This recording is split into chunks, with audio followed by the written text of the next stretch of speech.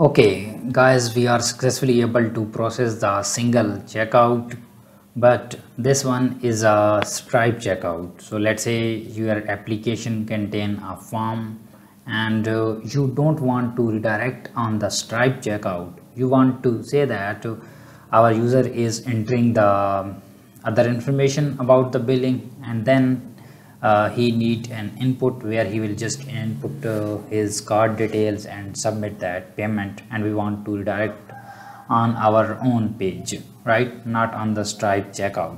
So how we can implement that, right? So as you know that we have implemented this Stripe checkout, so I'm commenting this out because we are not going to use this checkout anymore. I'm going to create a new page, right, where I'll load my front end form. So I'm going to say that it's a checkout, and also I'm going to do this using the closure. Okay, and here I'm going to say that to return a view, right, and view of checkouts. So I'll create this now here, views, and inside the views I'm going to create this checkout.play.php, right? Okay, perfect. Just give it a save and go here and just type checkout. Let's go here, type /checkout, and yes, it's loading the checkout. So here I want to create a form where user will process the payment, right? So I have copied that form, so I'm going to explain this with the step-by-step guide. Okay, just first load this out, and I think it's required it's required an intent variable, which I don't have at that time, so I'm basically commenting this line. Let's get refresh, and it's still saying that intent is not defined. So whenever you are commenting inside your JS, so sometimes these things wouldn't work, right? So that's why I'm making this as an empty here. Okay, something like this. Let's get refresh, and you can see this. Now we have a card holder name input, and then a card number, and there is a button to submit the payment, right? So where it's coming from, let me roll back this. Oops, not overall this, just roll back this thing. Okay, now I'm going to explain this. Basically what we are doing here, we have created a form which ID is payment form and the method is post, right?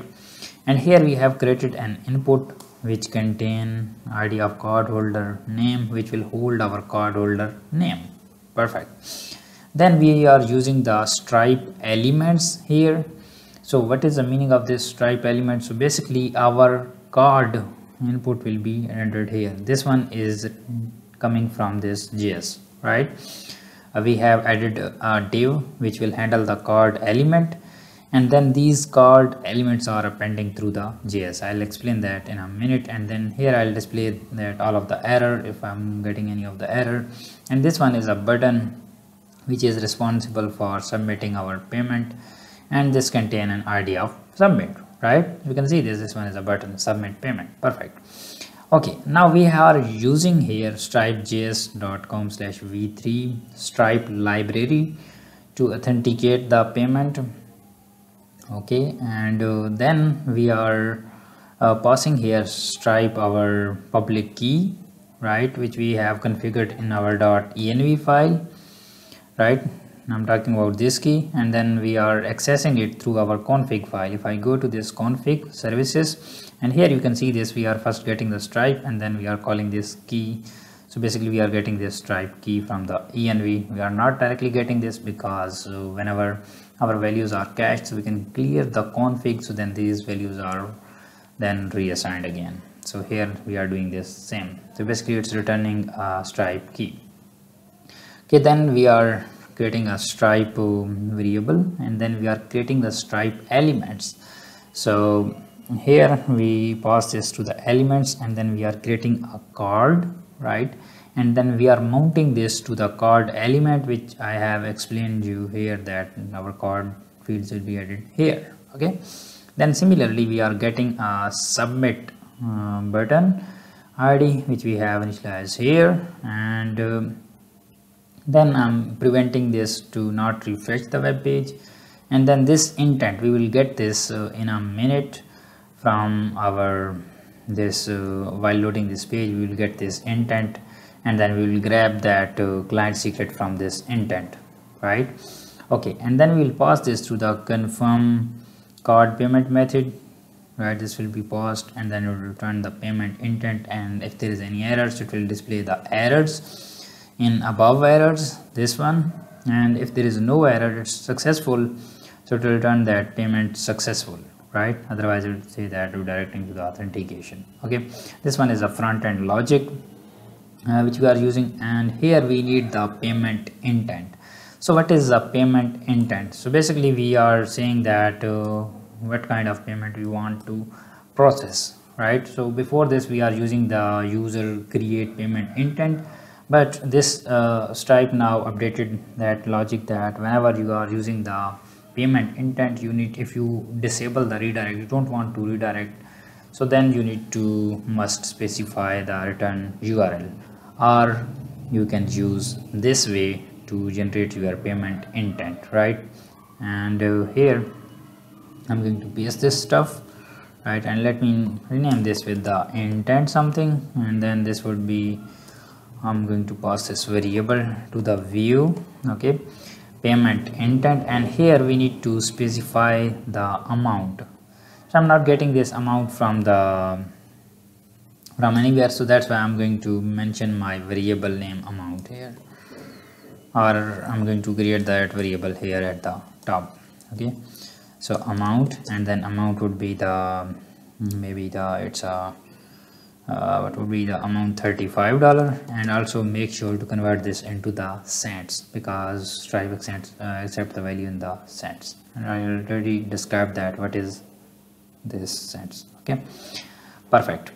So this will create the payment intent, and then we need to grab the client secret from that payment intent as it's doing it here, but we are not doing that here. We are just passing this payment intent, and we are grabbing that client secret here. This is a payment intent, and then we are grabbing this client secret here, and then passing this to out, right? Okay, if I go back and reload this again, so this will, oh, it's throwing that undefined request. Okay, just find that where we are using this request variable. Okay, so it's getting it here. Why? It's getting the request user, but at that time we are login using our Laravel, so I'm going to call this auth user rather than the request user. Okay, so it will return the login user and then pay against the user. Let's get refresh. Okay, what it will does, basically it will create a payment intent. If I go here, at that time there is no payment intent, so if I give it a refresh, it will create an incomplete payment intent of $35. Let's get refresh, and yes, it's loading, and yes, you can see this, it's incomplete payment intent, which is created at 334, and the time is also 334, right?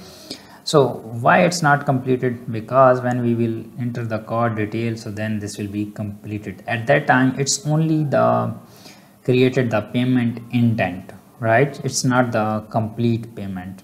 Okay, there is nothing right to this as well.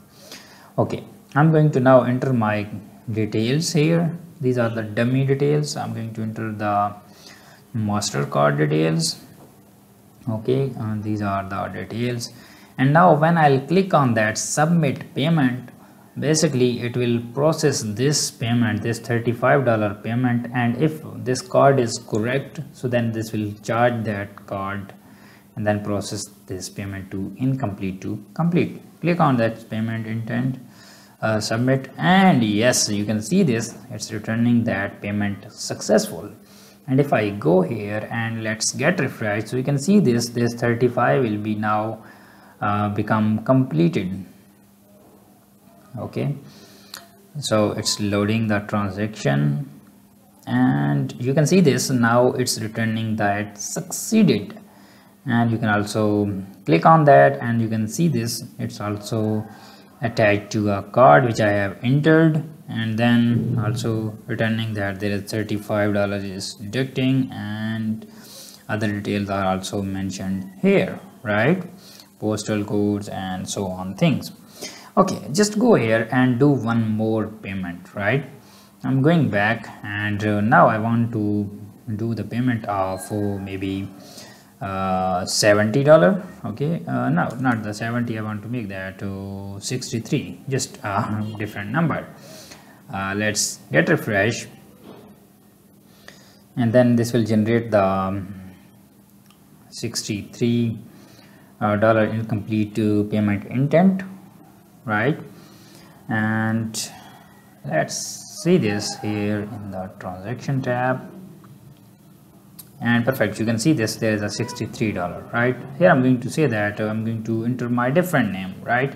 I'm going to say that Laravel lover. Okay, then I'll also use this different card here. So I want to see show that the card is shown there when we are checking the payment. So I'm clicking on that submit payment, click, and you can see this, it's returning payment successful. And if I go here and let's get refresh,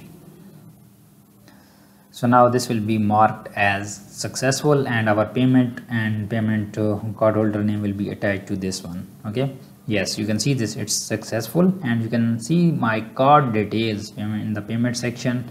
So it's a 422, right, which means that it's correct card which I have used now. Also it's returning my owner name Laravel lover, postal codes and so on thing, expiration date. So in this way you can process your payments using this single charge without using the Stripe checkout. You can manually add your details here, as we are using here only the card details. You can also add more detail like its country, you can collect its country, its states, city and so on things, right? So these are required parameter, and they are optional. If you want to collect them, you can collect that information too.